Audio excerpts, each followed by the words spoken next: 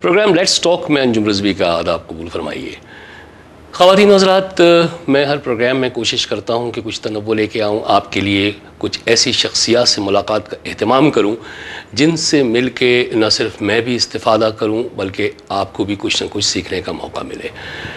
आज मेरे स्टूडियोज़ में भी एक ऐसी ही शख्सियत मौजूद हैं। जश्न आज़ादी हम सब मना रहे हैं। पाकिस्तान को आज़ाद हुए 60 साल का अरसा गुज़र चुका है। इस 60 साल में हमने बहुत कुछ खोया, बहुत कुछ पाया। हमारे अमूमी रवैये कुछ बदलना शुरू हुए। 1947 में शायद हमारे अमूमी रवैये ज़रा मुख्तलिफ थे, समाजी सूरत हाल मुख्तलिफ थी। फिर बीच में सन 58 तक हमारे अमूमी रवैयों में कुछ तब्दीलियाँ आईं, सियासियात में भी तब्दीलियाँ आती रहीं, माशियात में भी तब्दीलियाँ आती रहीं, और यूँ आज हम यहाँ 2007 तक पहुँच गए।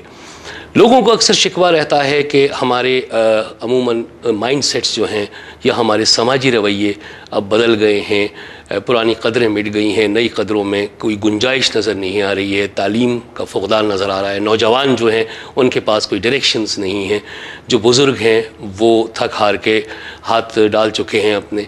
मगर सूरत हाल इतनी गंभीर भी नहीं है, इतनी मायूस कुन भी नहीं है जितनी कि बज़ाहिर नज़र आती है। किसी भी तरक्की पजीर माशरे में ये 60 साल कोई इतना बड़ा अरसा नहीं होता कि हम तारीख़ के तनाजुर में इस पर कोई अपनी राय या हतमी फ़ैसले करते चले जाएं। ये सब एक प्रोसेस होता है और सारे माशरे इस प्रोसेस से गुज़रते हैं। मगर बहरहाल चूँकि इंसानों की इकाइयों से एक माशरा बनता है और उन इंसानों के कुछ ज़हनी रवैये भी होते हैं जो कि एक साइकेट्रिस्ट ही बेहतर जानता है। मेरे आज के प्रोग्राम में मेरे मोअज़्ज़ज़ मेहमान हैं एक नामी ग्रामी साइकेट्रिस्ट, प्रोफेसर ऑफ साइकेट्री हैं न्यूफाउंडलैंड में मेमोरियल यूनिवर्सिटी कनाडा, जो कि कनाडा के 5 आला तरीन इंस्टीट्यूशंस में से एक है। वहाँ साइकेट्री के प्रोफेसर हैं। 5 किताबें अब तक लिख चुके हैं, 2 किताबें ज़ेवर तबा से आरास्ता होने वाली हैं। आपकी मुलाकात में कराता हूँ प्रोफेसर डॉक्टर अमीन गादिर से। अस्सलाम वालेकुम डॉक्टर साहब, बहुत बहुत शुक्रिया स्टूडियोज़ में तशरीफ़ लाने का। जैसे मैंने अर्ज़ किया डॉक्टर साहब, आपका तो खासा वर्क है इस पे, आपने किताबें भी लिखी हैं, आपके 100 से ज़्यादा पेपर्स हैं इन्हीं साइकोलॉजिकल रवैयों पे लोगों के, खुसूसन पाकिस्तानी माशरे के तनाजुर में। पाकिस्तानी माशरे को 60 साल में अगर हम इसको मसावियाना तक़सीम करना शुरू करें तो ग़ालिबन पहला तो वो है जो 14 अगस्त सन 47 के बाद से और अक्टूबर सन 58 तक का एक पीरियड है। 58 के बाद अयूब खान का मार्शल लॉ आ गया था। उस वक्त लोगों के जो ज़हनी रवैये थे या माइंडसेट था या बिहेवियर्स थे वो कहते हैं, किताबों में भी पढ़ा, अपने बड़ों से भी सुना कि बड़े मुख्तलिफ थे। और उसके बाद आहिस्ता आहिस्ता माशी सियासी हालात तब्दील होते गए, लोगों पर भी शायद उसका असर पड़ता रहा। आप इसको कैसे एनालिसिस करेंगे सारी सिचुएशन की? देखिए 1947 से लेकर 58 तक किया आपने जो जिक्र किया, उसमें एक उनका मकसद, एक एम था कि एक अलग टेरिटरी चाहिए। हमारे लीडर्स ने उस वक्त इन्फ्यूज़ कर दिया हमारी नौजवान नस्लों में भी और हमारे बाकी जो बुजुर्गान थे कि वो चाह रहे थे कि एक ऐसी टेरिटरी हो।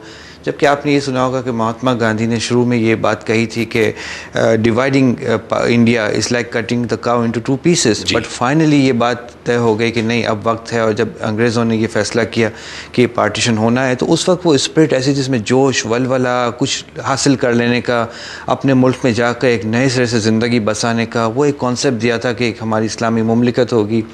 और वो दूसरी एक जो बात खूबसूरत बात कही गई थी कि एक ऐसी मुमलिकत बनने जा रही है जिसमें दुनिया भर के तमाम मुसलमान वेलकम हैं, वो आ सकते हैं। 2 ही ऐसे मुल्क थे, एक इसराइल जिन्होंने कहा था कि यहूदी जहाँ से भी हों वो इस मुल्क में आ सकते हैं, और पाकिस्तान ये एक कॉन्सेप्ट दिया था कायदे आज़म ने कि एक सरचश्मा होगा इस्लाम का और रवादारी का, और मतलब एक ट्रू सेंस उन्होंने इनकलकेट कर दिया। तो जोश वलवला उमंग ये सब उस वक्त हाइट पर पहुँचे।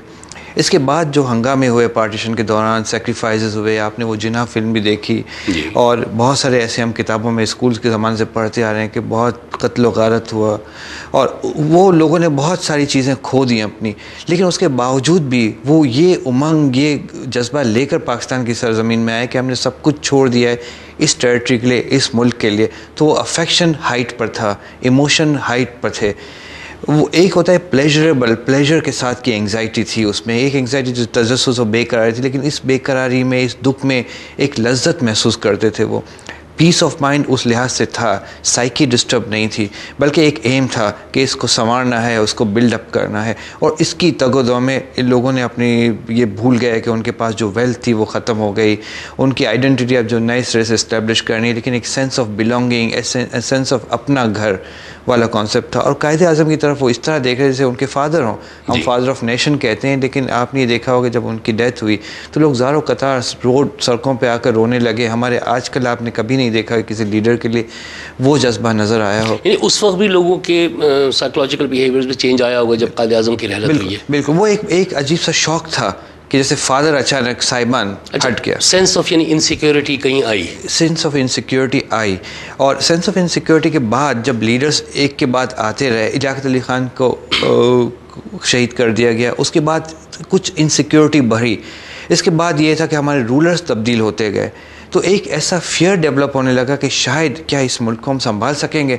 तो fear of loss, anticipated loss शुरू हो गया कि हमने एक ले तो लिया है। लोग तमस्कुर से देखते थे हमें उस ज़माने जब हमने इंडिया पाकिस्तान आज़ाद, पाकिस्तान अलग मुल्क बना था, कि ये चला नहीं सकेंगे मुल्क, ये फिर इंडिया के साथ मिल जाएगा। तो वो खौफ की लहर, जो इंटरनल इनसिक्योरिटी थी, वो ज़्यादा उस ज़माने में बढ़ गई पॉलिटिकल इनस्टेबिलिटी की वजह से। अच्छा, अब फिर आता है 1958।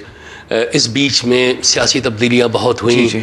कोई स्टेबल पॉलिटिक्स या स्टेबल कोई सिविलियन गवर्नमेंट नहीं आ सकी, बल्कि कहते तो ये हैं कि रात को एक वज़ीर होता था, सुबह दूसरा वज़ीर होता था, एक दिन का प्राइम मिनिस्टर भी आया।